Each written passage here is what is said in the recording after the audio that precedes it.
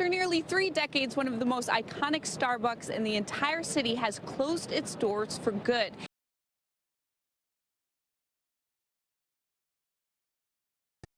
After nearly 3 decades, one of the most iconic Starbucks in the entire city has closed its doors for good. The Astor Place Starbucks opened in 1995 and brewed its last beans on Sunday. The Lafayette and 8th Street store was right by the subway station. 안녕하세요. 미국 현지 특파원 워런입니다. 최근 뉴욕 맨하탄 중남부의 아스토라는 지역이 오래된 스타벅스 매장이 문을 닫으며 지역 내 큰 화제거리가 되었습니다. 전체 지도상에서 매장 위치입니다. 맨하탄 아주 중심부는 아닙니다만 핵심 중심부에서 살짝 아래쪽에 위치한 오피스와 유동 인구가 많은 지역 중 한 곳입니다. 매장 한 곳 문 닫은 게 뭐가 문제냐 할 수 있지만 다른 곳도 아닌 30년 장사하던 스타벅스 매장이기 때문입니다. 그것도 유동 인구가 많은 곳에서요. 그리고 스타벅스뿐만 아니라 수많은 매장이 이미 뉴욕에서 출소하고 있습니다. 보도 뉴스에서는 폐업에 대한 스타벅스 공식 입장이 없고 상가 주인하고도 연락이 닿지 않자 주변 행인들과 인터뷰를 통해 경기, 렌트 비용 혹은 노조 문제라고 추측 보도를 하고 있습니다. 그러나 미국의 실제 현실을 보여주는 100만 유튜버 조단은 전혀 다른 이야기를 하고 있습니다.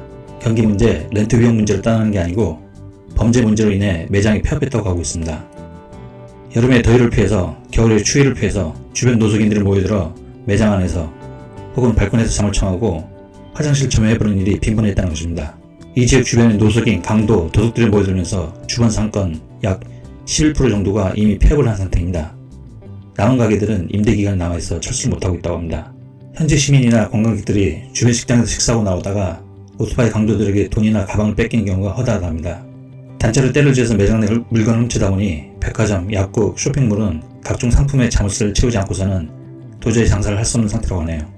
도둑들이 들어오면 대응하지 말라는 직원 행동 지침까지 있다고 합니다. 서부 캘리포니아에서만 일어나고 있다고 믿던 내용들이 동부에서도 이미 일어나고 있다는 이야기입니다. 일찍이 50만 거시 경제학 유튜버, 벤처 사업가, 투자가로 활동하고 있는 조지 게먼이 제이 마르틴 쇼에서 상업 부동산 문제와 옌케리 트레이드 자금에 관해 언급하였습니다. 바이든 정부에서 작년에 급하게 막은 상업 부동산 문제는 아직도 내각으로 남아있으며 지난번 급락 이슈와 더불어 떠오르던 일본 자금 문제도 사실 아직도 남아있다고 합니다.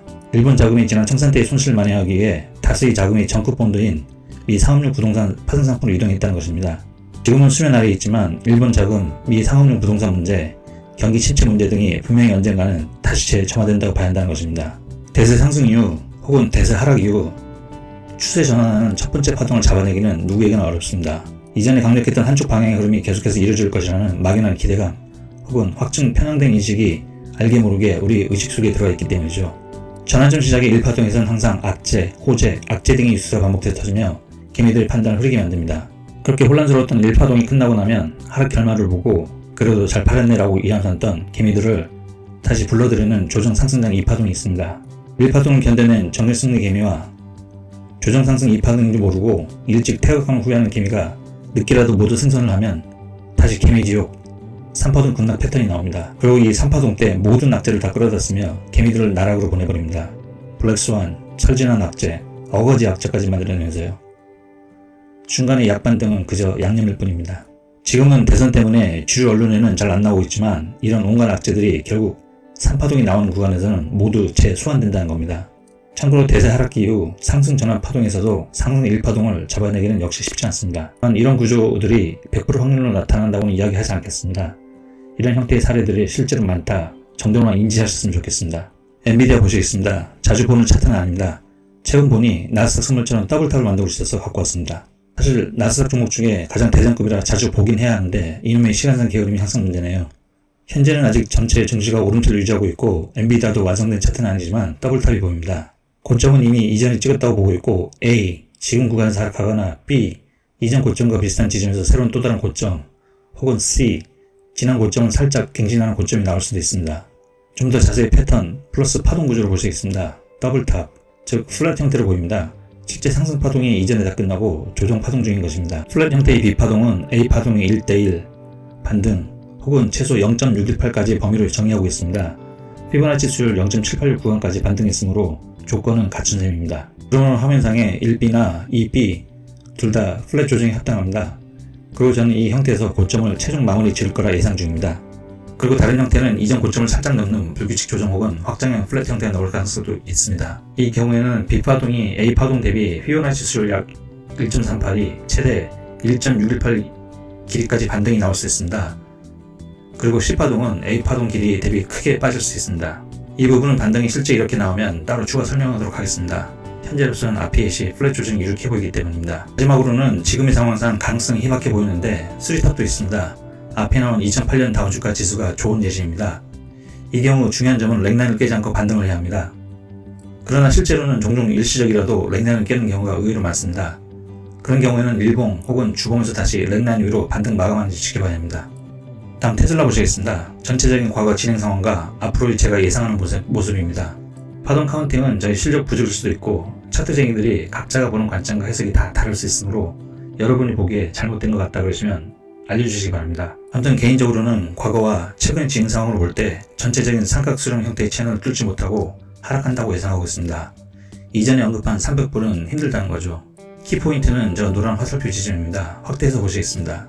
지난 7월에 하락 추세를 멈추고 강하게 반등하던 주가는 장기 하향 추세선인 노란색 저항 라인을 일시적으로 뚫는 데는 성공했지만 결국 다시 안으로 들어오고 말았습니다.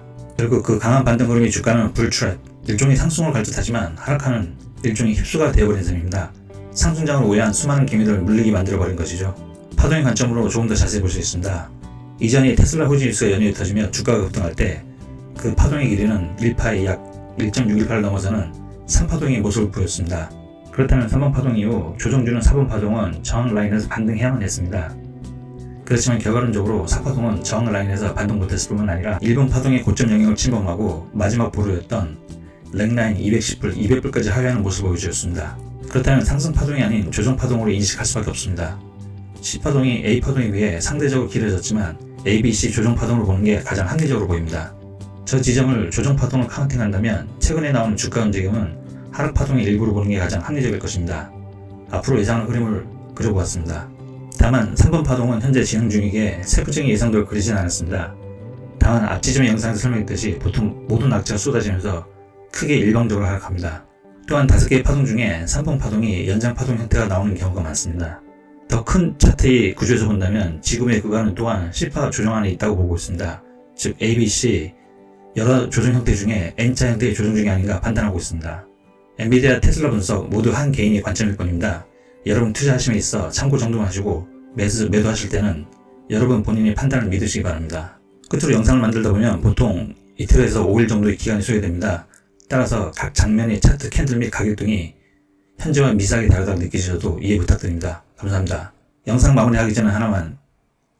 여러분 사실 미증시 아니 전세계 진짜 대장은 다우입니다. 나스닥이나 S&P가 아니고요. 이 큰형님 다우가 하락해야 찐 하락입니다. 조만간 기침하신답니다.